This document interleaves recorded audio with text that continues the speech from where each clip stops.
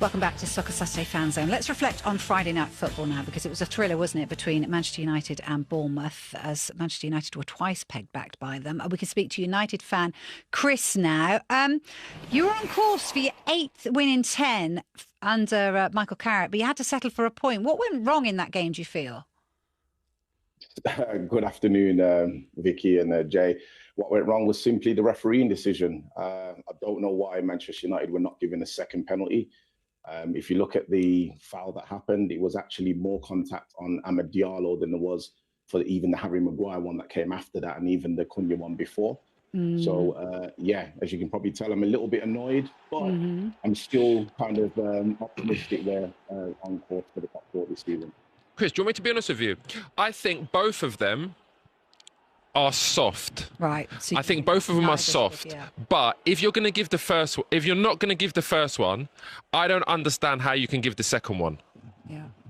And especially send them off as well.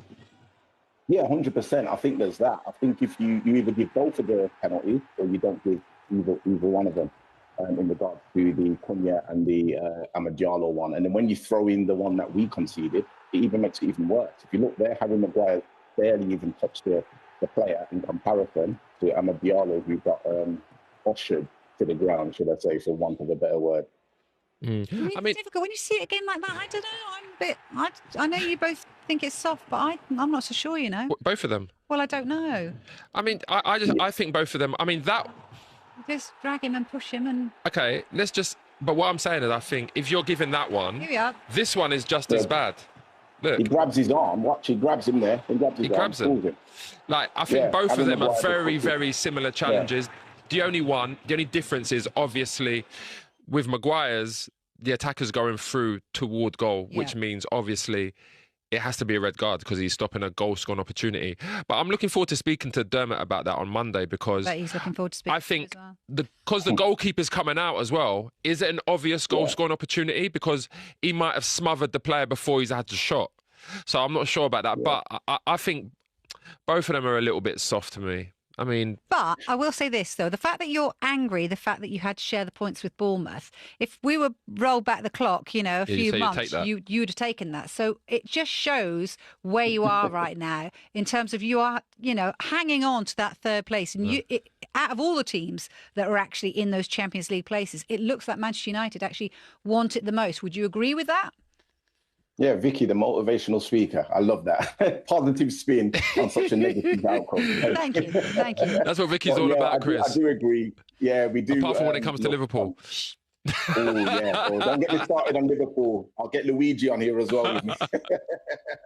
But yeah, I think we're still on course for the top three. I think, you know, Liverpool, looking at Liverpool, they're not in good form at the moment.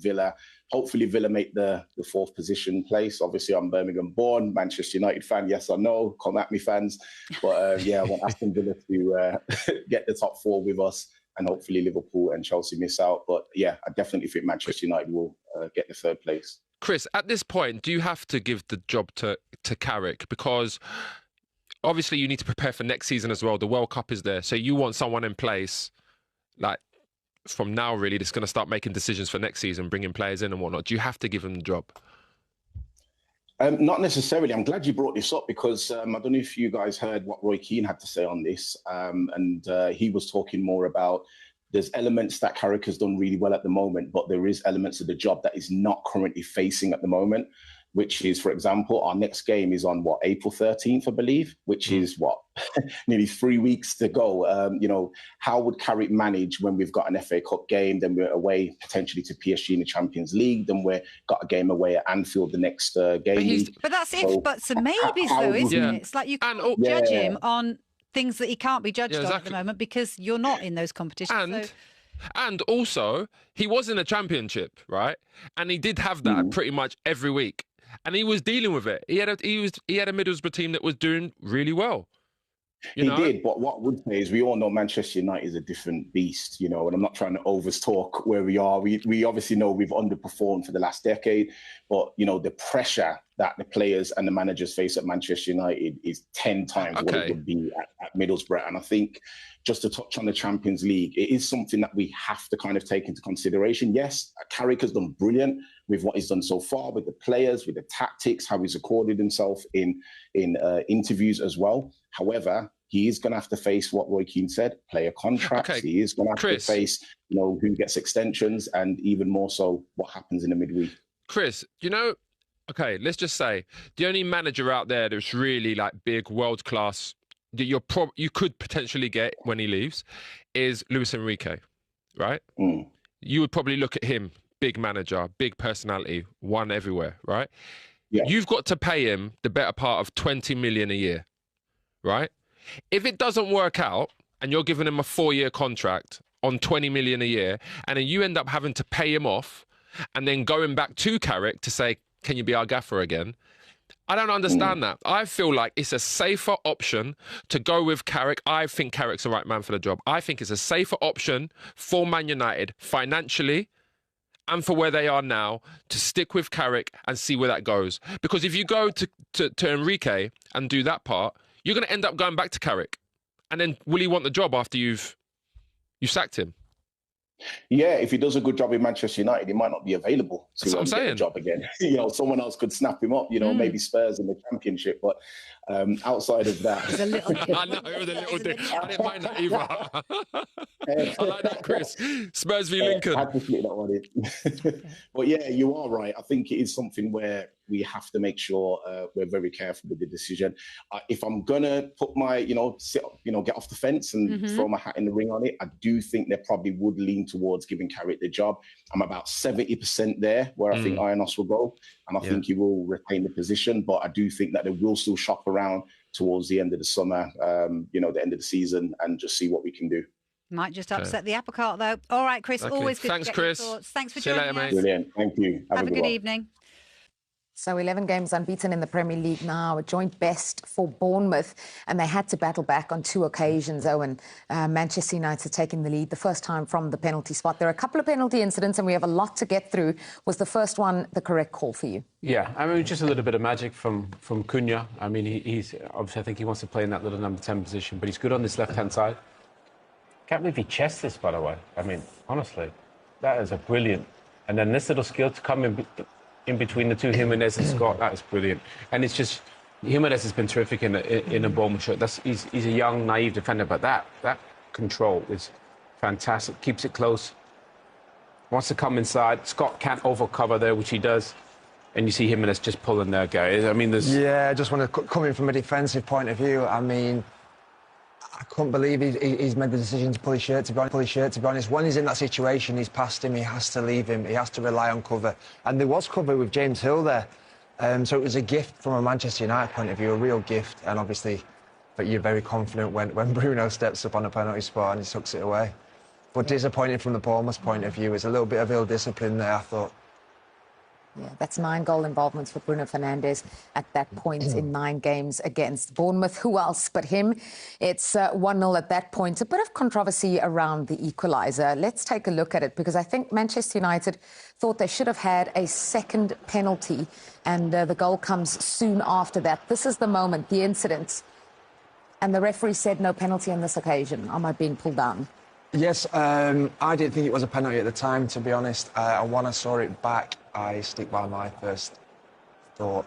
Gut instinct was it wasn't a penalty, and I don't think it was. Yeah, and there's 25 seconds between that penalty call and appeal from United and the equalising goal from Bournemouth. Yeah, Ryan was great on that right-hand side, comes inside.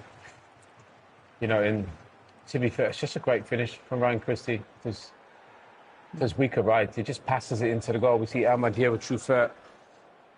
He probably goes down too easy, Ahmad. Yeah, there's not enough in that for me. No. There's not enough. He kind of has a little pull, but he lets go. And I think, and on this one here, does really well. Ryan comes inside, plays it quickly. Casemiro, you see him come across. He's got Christie, but he gets out to the ball carrier, and nobody really fills in for him. Maybe Harry could step up, or Euro. They're a little bit too late, but take nothing away from the finish. In between the legs of Harry Maguire, see it here on this angle. And that's the thing, you don't need to smash it. Yeah. Just pass it into the goal. No chance for Lamans. That was a quality in the goal, wasn't it, the pass? just fed it through there and just put it into the bottom corner. But once Yoro's gone out there, I thought, go again. Do you know, he's closed that gap a couple of yards. He needs to close it a couple more yards to try and block the shot, but take nothing away from that finish. That was a brilliant finish. Yeah, flurry of activity, because there was to be a quick response from United, a third goal in the game in the space of 10 minutes. Let's look at how Bruno Fernandes once again gets involved. Yeah, he's brilliant. To be fair, he's the one who played a brilliant ball up at the top for Ahmad for that potential penalty. But, I mean, they're so unlucky, Bournemouth, here, because I think the two centre-backs are involved. Kobbie Mainoo gets a little bump on the goalkeeper. I think Senesi initially flicks it, and then it comes off James Hill at the back. But he's just whipping it into a dangerous area, isn't he? It's difficult to get out of the way of that. It's almost like like you said, the centre-back combining there in not so great manner. I think Harry Maguire was key in that as well. I think he was so physical. He was so physical against James Hill there, all the way to the very end. And then he just sees it too late. He can't get his head out of the way. And unfortunately for him and Bournemouth, it went in the back of the net. Yeah, we did think that he was the one who scored the way he went off and celebrated. He was trying to claim it, wasn't he? But then definitely an own goal. Let's look at a moment here where you thought this was absolutely brilliant. I think it was Scott hitting the post. Yeah, I just love how quickly he turns. You know, as it comes into him, he's turning, so checks his shoulder. That's exceptional. No chance for the goalkeeper, but he's just really unlucky. Great touch. Look at the technique here as well. Clear picture. Oh, it's almost like that knuckleball. I mean, the goalkeeper's very lucky. But like what Owen says, to find that pocket of space, it's a turn, touch out his feet and shot. It's all within 3 touches of the football, and that was very, very unlucky. What a strike that was. Yeah, Bournemouth were to have another opportunity, and it came from the penalty spot. Let's look at the moment that led to it, and the red card for Harry Maguire as well. Did you agree with this? First of all, the ball from Tavernier is brilliant, and he just gets caught wrong side. It's really good football from Bournemouth. They were much better in the second half. Played a lot of tight passes. And I think Harry just gets, Yor gets out there. Harry's just wrong side. Forward passing, forward runs. I mean, it's obviously a foul and it's a penalty on Evan Nielsen. I'm not a fan of that being a red card. It's a red card because he's not playing the ball. But I think a penalty is enough of a punishment. I don't think there's any question that's a penalty.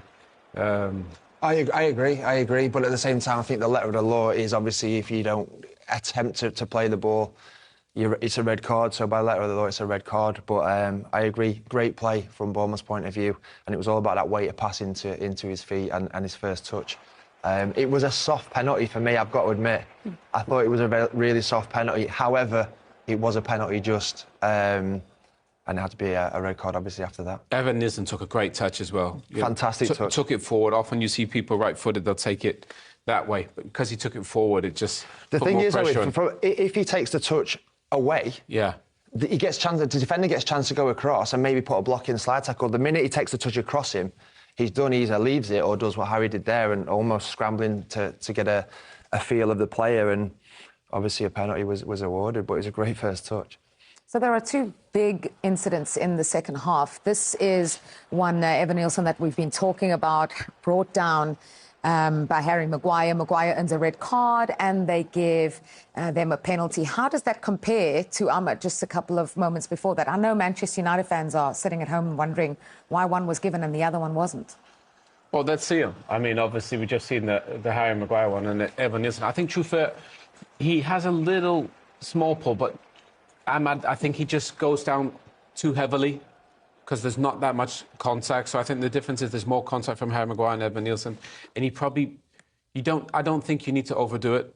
I think if he probably would have gone down a little bit more naturally, he might have had more of a chance. But again, I think the one from Truffert on Ahmad, I think it was soft. I didn't see it as a penalty. And I think that obviously with the on-field decision, with the Harry Maguire situation being given and that not, I think that was a decisive factor, because if that was given, I don't think the VAR, from a Manchester United point of view, if that was given, I don't think the VAR would overturn that. So I think that was a key factor in it as well. Yeah, the weight of the on-field decision is exactly what swung it, and there was not an obvious error, according to VAR. This is the moment from Ellie Jr. Krupi, the equaliser.